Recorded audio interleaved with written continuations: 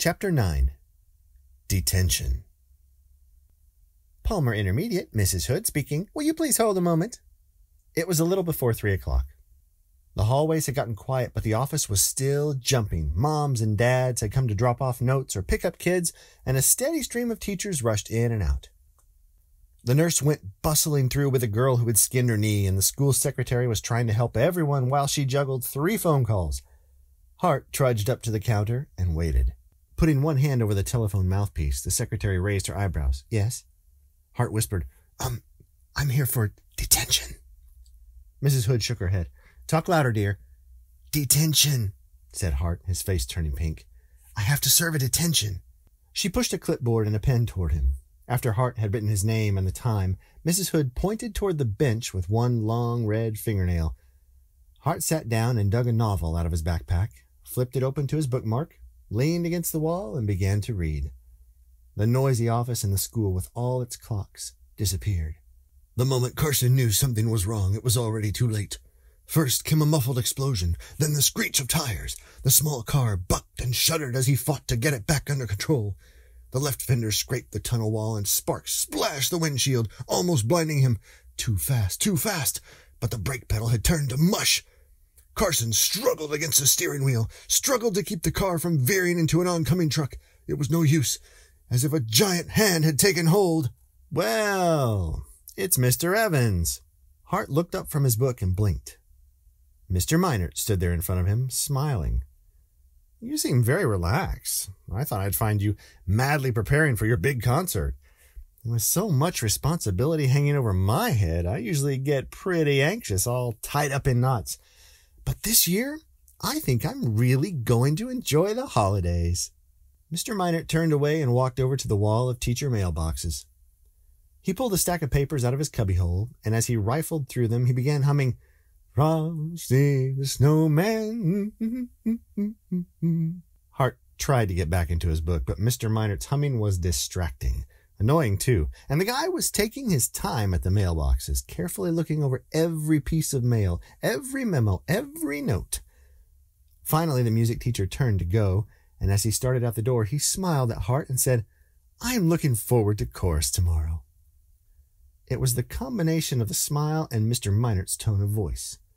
It reminded Hart of his sister Sarah, and that little comment made him feel like he'd just been poked in the ribs.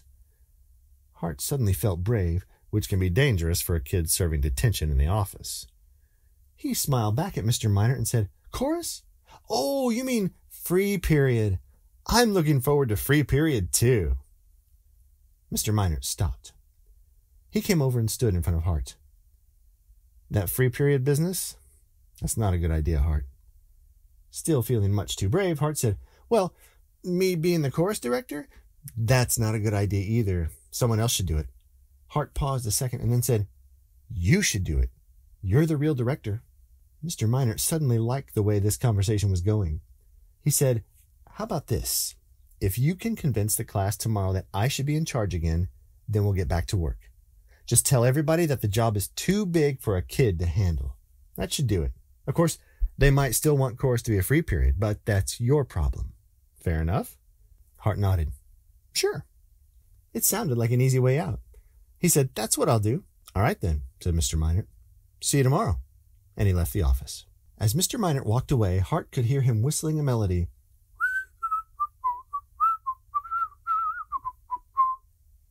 Hart felt relieved, but not quite as jolly as Mr. Minert did.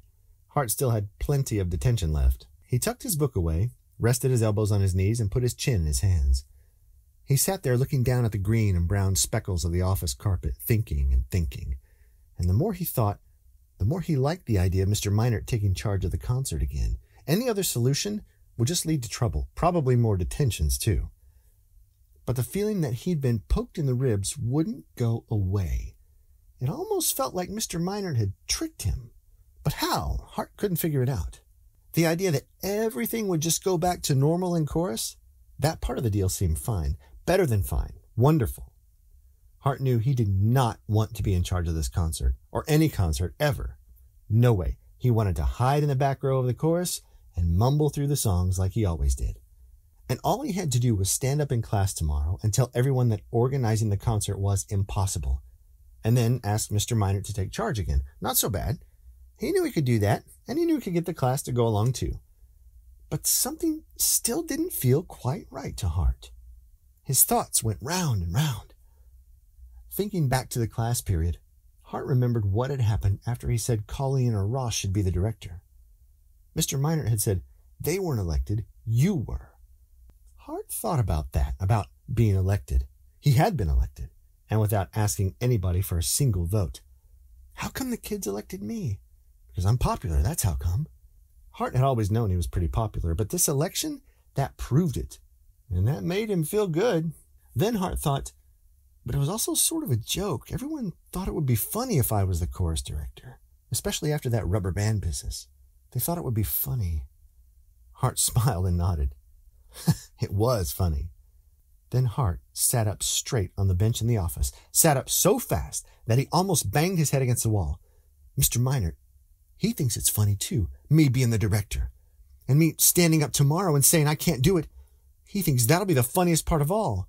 I'm squirming and he's having a blast. He's going to be laughing the whole time. Hart sat on the bench staring straight ahead, nodding slowly, his eyes bright. The look on his face was so intense that when Mrs. Hood glanced at him, she stood up and said, "Hart, are you all right?" Surprised, Hart looked at her blankly for a second. "Me?" he asked. Mrs. Hood said, "Yes. Are you okay?" Hart nodded, and with a crooked little smile, he said, "I'm just fine."